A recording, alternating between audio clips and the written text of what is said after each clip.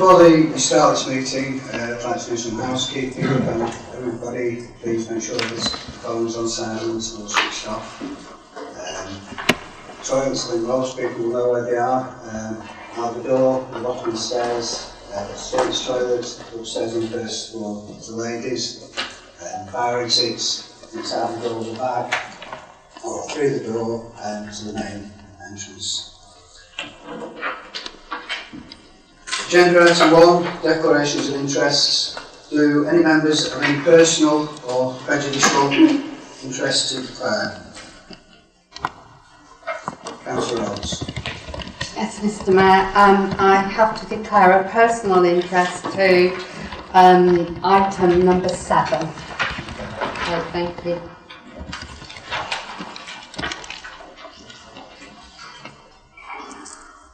Agenda item 2, confirmation of minutes. I will propose from the Chair that the minutes of the annual general meeting held on the 9th of May 2018 be confirmed as a correct record. I will second that, Mr. Mayor. Take a vote on that. All those in favour, please show. Any against? Thank you, that's carried. Agenda item 3, Mayor's announcement. First of all, I'd like to thank my chaplain, Reverend John Bannister, for the Secret Sunday yesterday. For those of you who attended, it was a lovely service in a lovely church, yeah, a really nice morning for those who attended. Since Mayor making, myself and the Deputy Mayor had a very busy time. Those of you who sat in this chair will know what it's like in the summer. We've done many small events, small engagements, and one or two larger ones. The Deputy attended the Queen's Garden party at Buckingham Palace. Myself and the Mayoress have been to York Minster, the ordination of the new Bishop of Lancaster. And just over a week ago, we had a French contingent from Crosby in France who were looking to train with St Anne's. That was quite a busy weekend too. I'd like to thank the Director of Resources for all the organisation and delivery of the Mayor making. It was a very nice day for myself. A friend of mine, a personal friend of mine, who's a Conservative councillor on Wyre Forest District Council. She's also a cabinet member on Worcestershire County Council. She attended, she hadn't been to this neck of the woods before, but the bits of the file that she saw, she was really taken with it. But also the ceremony. She said in Wyre Forest they did little more than take the chains off the outgoing mayor and place them on the incoming mayor. And I think she was sort of blown away with the whole event. The flowers, the speeches, the music, and the buffet afterwards. So once again, I'd like to thank the Director of Resources, Joe Collins, and the rest of the team for that. I think moving on. Agenda item 4, Chief Executive, do you have any communications to report? There's none this evening, Mr. Mayor, thank you. Agenda item 5, there are no questions from members of the Council today.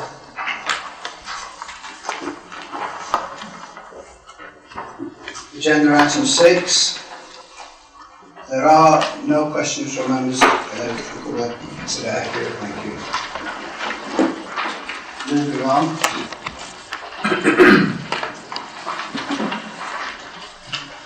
Agenda item 7, which was a notice of motion for the election of Combined Fire and Rescue Authority. Following a discussion with the Chief Executive and the Director of Resources, it appears there have been administrative inconsistencies in that notice of motion. It's not being delivered correctly, and because of that, today I feel I'm unable to accept that notice of motion. Therefore, moving on to agenda item number 8. Mr. Mayor. I speak? Yes. I feel that I would like some clarification, or we would like some clarification as to the inconsistencies and irregularities about the delivery of that notice of motion.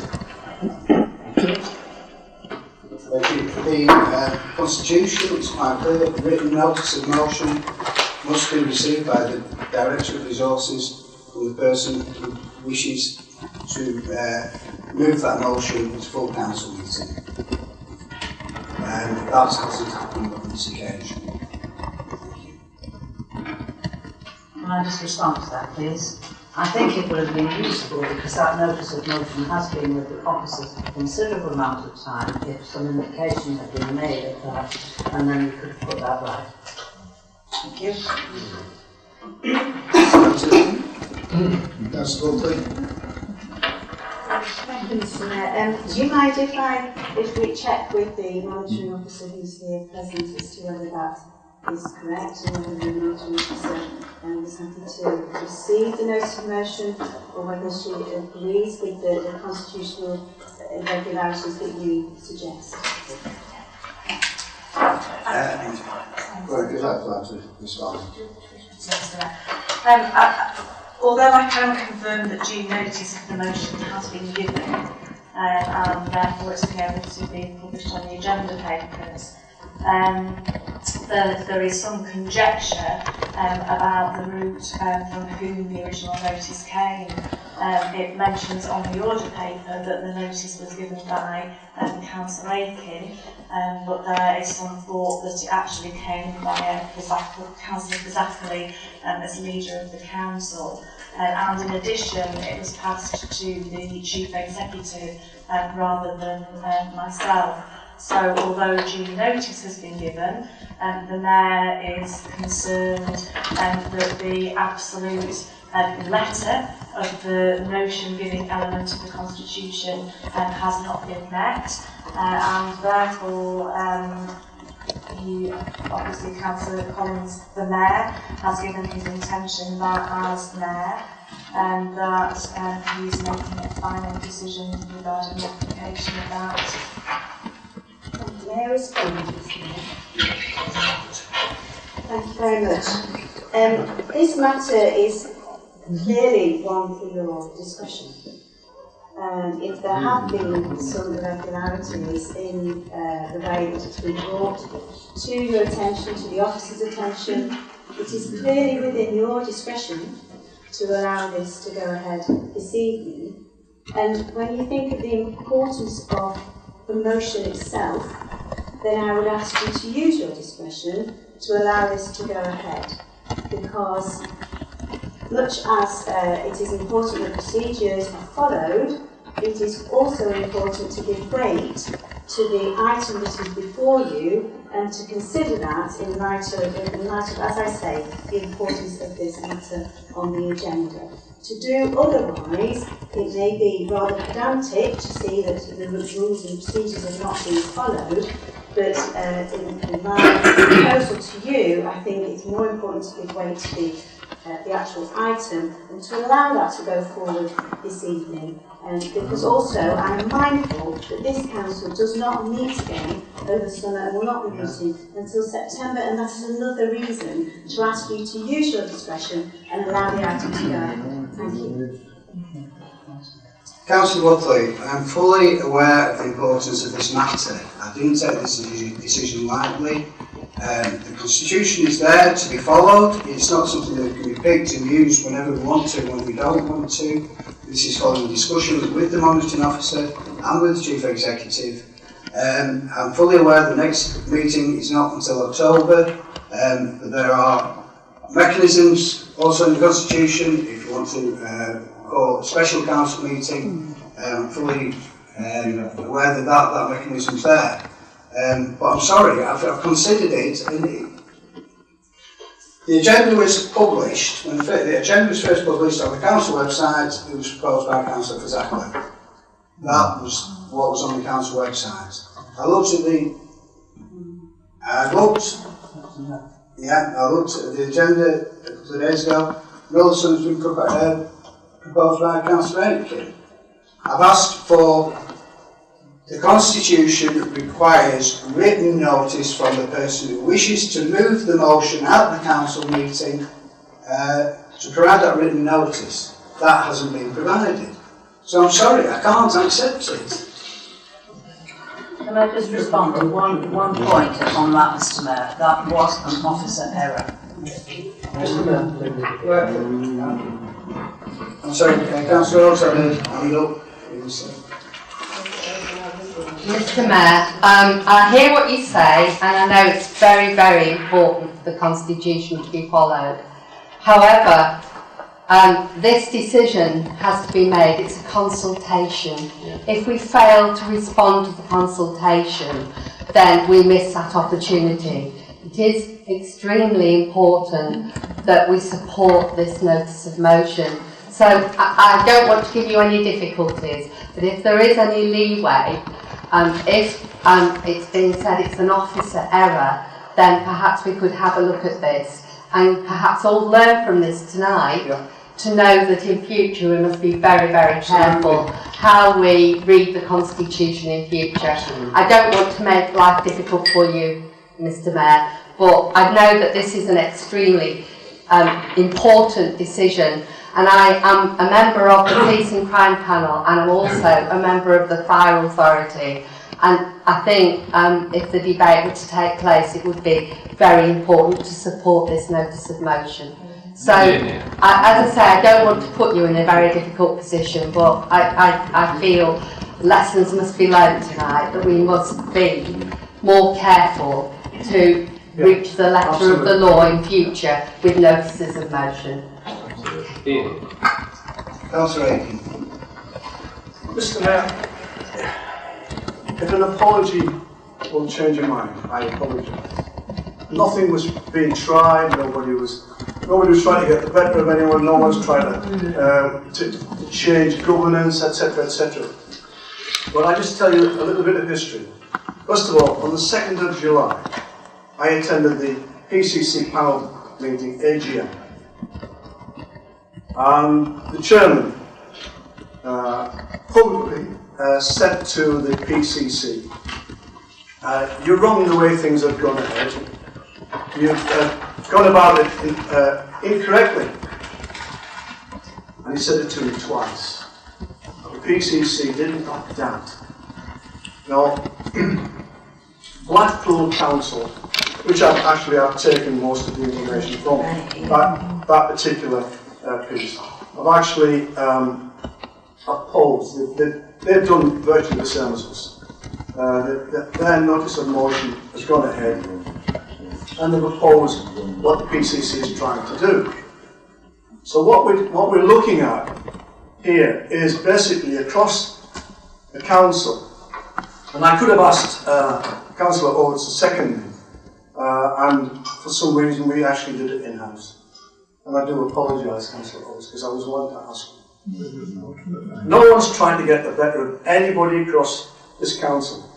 But what we are trying to do is, as soon as possible, put this to the PCC, that he is incorrect in what he is doing. And one of the things which has been said is we want to collaborate. Yeah, we do want to collaborate with the fire service. The PCC has taken this on board. But there has been another meeting called on the 25th of July, a special meeting. And as yet, I don't know what the agenda is. But I wouldn't be at all surprised if it's something to do with this. And I wouldn't really like to take it to the October meeting, because I would like to turn around and say to the rest of the panel that Fairhaven Council, as a group, together, don't support what the PCC is trying to do. And I agree with what you've said. You can do whatever you want. The governance is there. If we've made a mistake, I do apologise.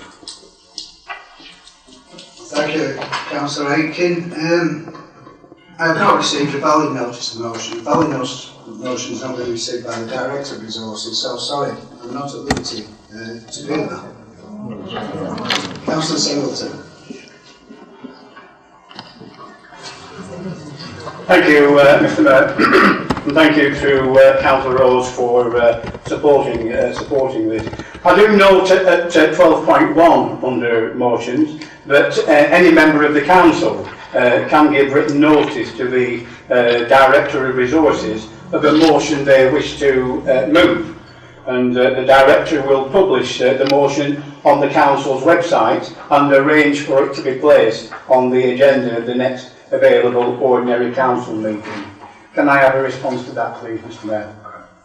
Certainly, Councillor Singleton, the words are a motion they wish to move, not a motion they wish to be moved. If you wish to move a motion at this council, it's up to you to provide written notice of what you're going to propose to the Director of Resources. I'm sorry, this isn't up for debate. I've been in the Mayor's Parlour, I've gone over this several times, and I'm unable to accept it. So I wish to move on to agenda item number 8. Ridiculous. It's a shame. Agenda item 8, Fairhaven Heritage Lottery Fund Project, Underwriting. Can I ask Councillor Cheryl Little to propose this item? Thank you, Mr Mayor. I stand to support the Fairhaven HLF project underwriting request. As you are aware, the Council was successful in the Stage 1 application to the Heritage Lottery Fund in December 2016 for a development grant of £165,500 to work up a full capital bid for the restoration of Fairhaven Lake and Gardens. The grant paid for 2 project officers and a team of specialist consultants to work up a Stage 2 capital bid to be submitted to the HLF in August 2018. In the intervening period between achieving Round 1 development grant funding and the present position, the HLF have made significant changes to their funding allocations due to budget pressures resulting from a drop in lottery ticket sales, which in turn has led to a reduction in HLF grant awards. It was stressed by the HLF at the mid-term review meeting in May 2018 and more recently in written correspondence that any Round 2 submissions face significantly greater competition at Round 2, as detailed in the report, compared to recent years. Therefore, they have requested that any unsecured match funding submitted as part of the application must be underwritten at the time of the Round 2 submission by the grant applicant. The proposal capital cost plan to be submitted at Round 2 is around £3 million, with the potential grant from the HLF being around 1.5 million, 50%. The remaining funding is to be provided from a range of other partner organisations, including Fylde Council. Match funding to the amount of £343,000 is unsecured. This relates to the 4 external funding grants described in the report. See point 6 in tonight's papers. Council is asked to support the underwriting of £343,000 to enable the Council to submit the strongest application possible to the HLF in August. This would enable an excellent Round 2 bid to the HLF. The HLF case officer advises that the percentage of HLF funding against the other project funding is as low as possible to give the bid the best chance of success against the other projects in the very competitive Round 2 stage. With underwriting the HLF, percentage is lower as stated in the report. Strategic and specific consequences are detailed in the report. Consequences of not underwriting. Without the underwritten match funding described in the proposed Round 2 capital cost plan above, the specific consequences would amount to the following reductions in the scheme. Rationalisation of current planned building works, potentially reducing down from 3 to 2 building refurbishments. reducing overall architectural quality of the building restorations, reducing the amount of dredging and improvements to the lake, which will reduce the quality and range of water-based activities, reduce tennis improvements, current over-provision and poor quality, removal of proposed boat storage yard and reduction of infrastructure improvements, reduced number of events and activities, reduced renovations to the Japanese garden and general landscaping, all of which will have a negative impact on the HLF bid.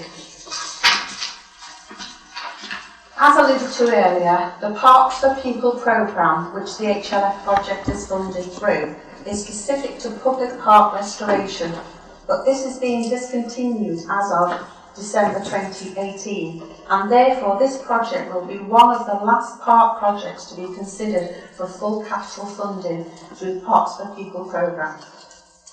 The current funding programmes will be rationalised by the HLF into a general heritage grants programme, which will contain a much wider set of heritage projects for funding consideration, listed buildings, museums, theatres, etc. And therefore, public park projects will be in direct competition with these projects, thus making a successful bid even more difficult in the future. Therefore, this process should be considered as a last chance to secure the 1.5 million, to act as the catalyst for the much-needed restoration of Fairhaven Lake and Gardens, which is a borough-wide strategic asset, and which could be a 7-day facility, which includes education, history, increased sports provision for all. And I have a secondary in Councillor Butler.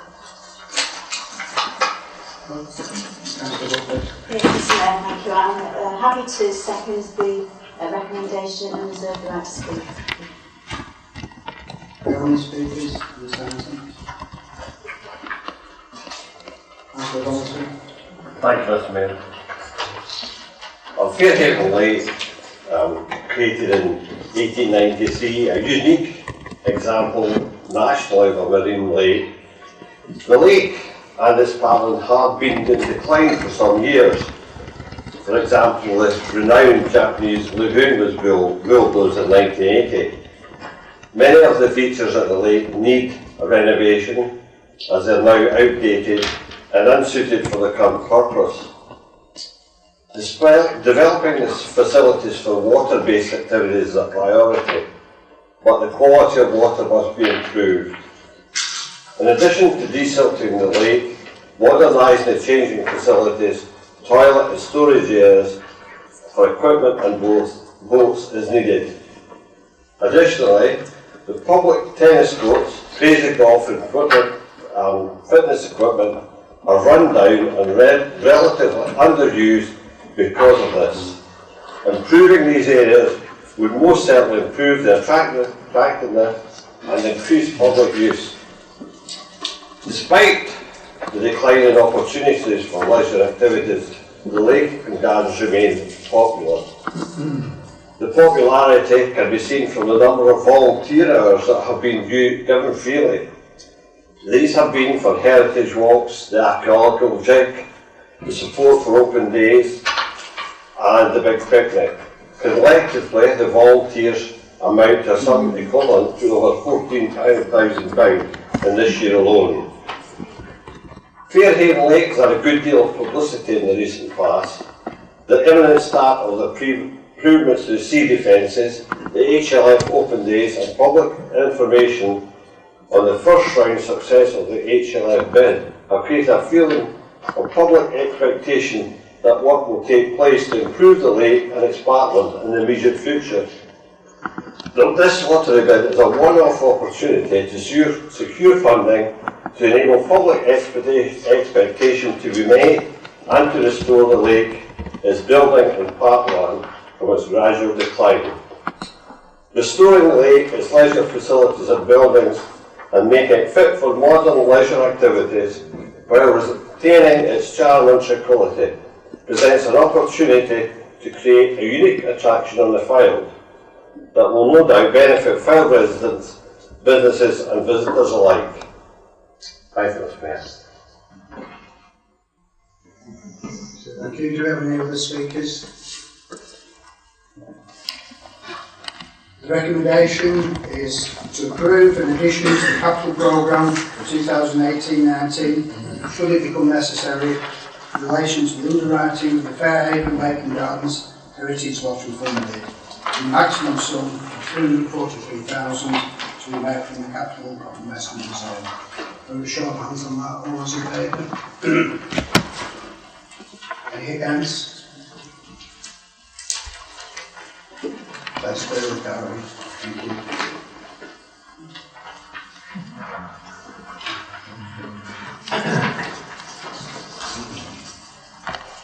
Agenda item 9, Corporate Plan 2016 to 20, progress update.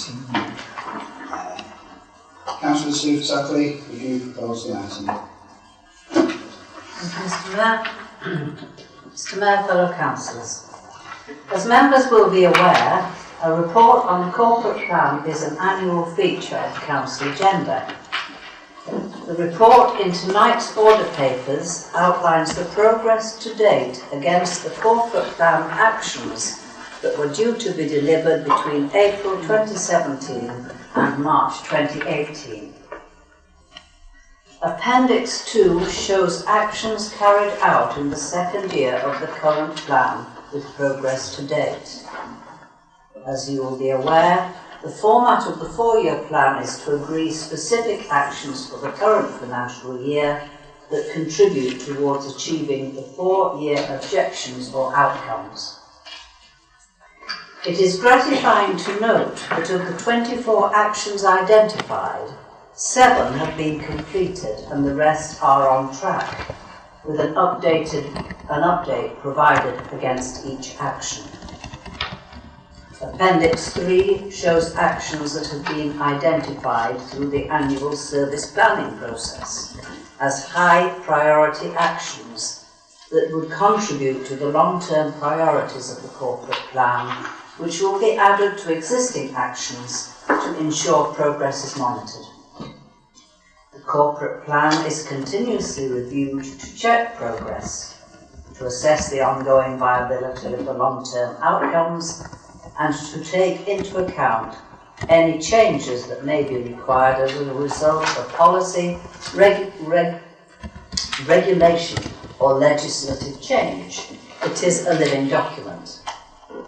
The Council this evening is asked to note the progress against the 2017-18 actions and approve the high priority actions for 2018-19 as detailed in Appendix 3. Mr. Mayor, I would like to move 2 recommendations on page 14 and ask Councillor Buckley to second these. Thank you. Thank you, Mr. Mayor. Yes, I'd like to second the recommendations and say my majesty. Thank you. Do we have any other speakers on this item? No, go straight to the vote. Recommendations as per the order papers. On the show of hands, all those in favour? Against? That's clearly carried. Thank you.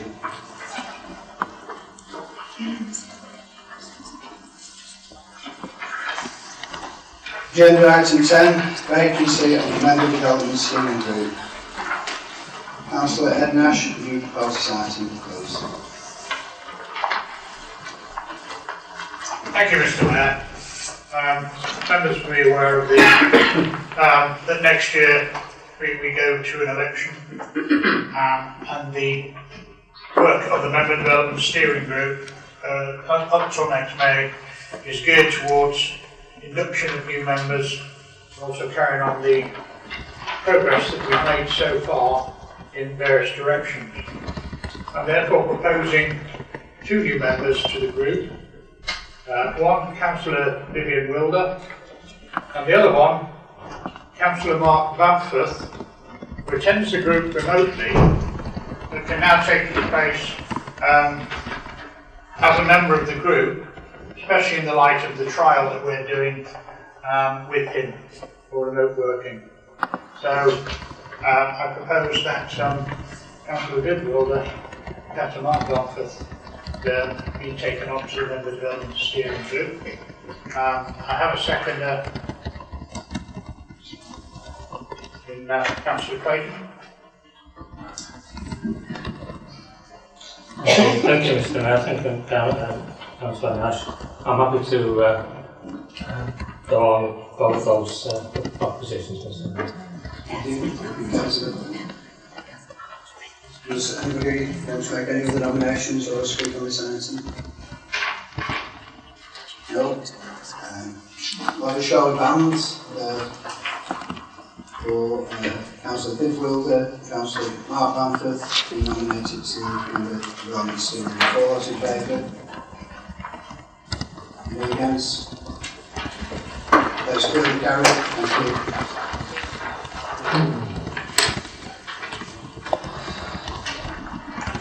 Agenda item 11 is an annual report on the regulation of Investigatory Powers Act RIPA policy. Councillor John Singleton, will you propose the item? Thank you, Mr. Mayor. This item has been approved by the Audit and Standards Committee in May of this year, and we bring it to full council this year and every year. Last year there were some amendments which were approved by our council. This year there's no recommendation, no changes, and the policy is included in tonight's papers.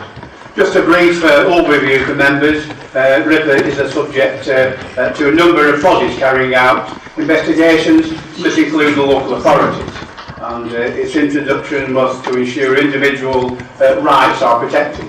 There's two main types of investigation. That's direct surveillance, which is monitoring, observing, listening to individuals and their movements and other activities.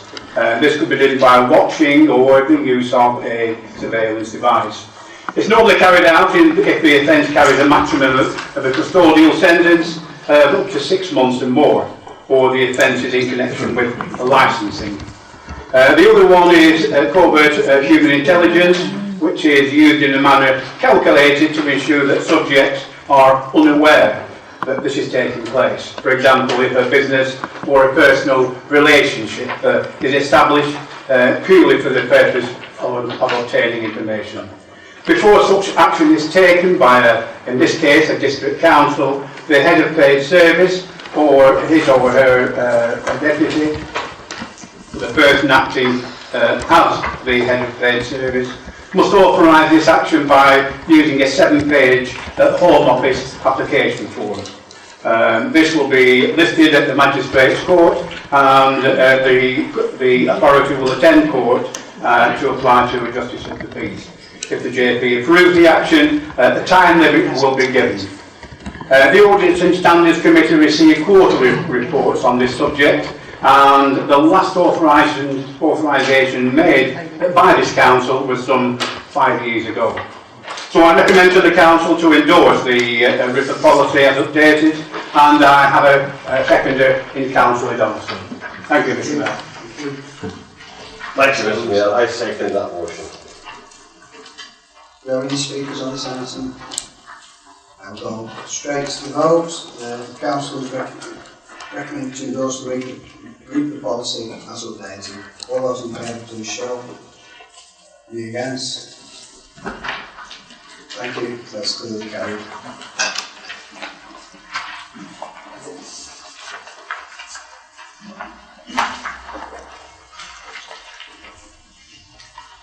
Agenda item 12, outside bodies. Item 12 refers to vacancy on an outside body under the remit of operational management. Councillor Roger Small, will you propose the item, please? Thank you, Mr. Mayor. I'm going to be very brief on this one. I'm standing to move the recommendation that the Council's representative on the Lancashire Waste Partnership is changed from a named councillor to the person who holds the chair of the Operational Management Committee or their nominee. This has been to the relevant committee and accepted, and I do have a seconder. Thank you. Thank you. Councillor Pittman. Thank you, Mr. Mayor. I'm happy to second that motion. Do we have any speakers on this item? No, we'll go straight to the vote. The recommendation as per the other papers. All those in favour, please show. Any against? Yeah, that's clearly carried, thank you. Agenda item 13, contract procedure rules. Item 13 is contract procedure rules report considered at the Audit and Standards Committee. Councillor John Singleton, would you propose the item? Thank you, Mr. Mayor. This item on tonight's paper has also been to the Audit and Standards Committee, as you've just said, in May, who recommends the Council approve this amendment to Part 4B of the Constitution Contract Procedure Rules under the general paragraph of 1.1. Local authorities have come in line with Public Services Act 2012, and this is to add a social value criteria at the pre-procurement stage of service contracts. That's over the EU threshold of £181,000. Contracts over this threshold will now include improvements to the local economic, social and environmental well-being of this area in Fairhaven. To qualify this social value, it may introduce something like supporting a Meals on Wheels or introducing a Meals on Wheels service to this area. Just for information for members, the Council has not procured public service contracts over this amount in the last 6 years. Nevertheless, our corporate governance action plan had no reference in the contract rules regarding the Public Services Act 2012. And the recommendation is that the social value policy be introduced at para 4B of the Constitution and also included in the internal practice guide to binding. So I do recommend the Council approve this amendment to Rule 1.1 of the Council's Contract Procedure Rules. And again, I have a seconder in Councillor Donaldson. Councillor Donaldson. Thank you, Mr. Mayor. I'm happy to approve a second this motion. Thank you. Do you have any speakers on this item? We'll go straight to the vote. Recommendation is as per the order papers. All those in favour, please show. Any against? That's clearly carried. That concludes tonight's council meeting. Please be upstanding.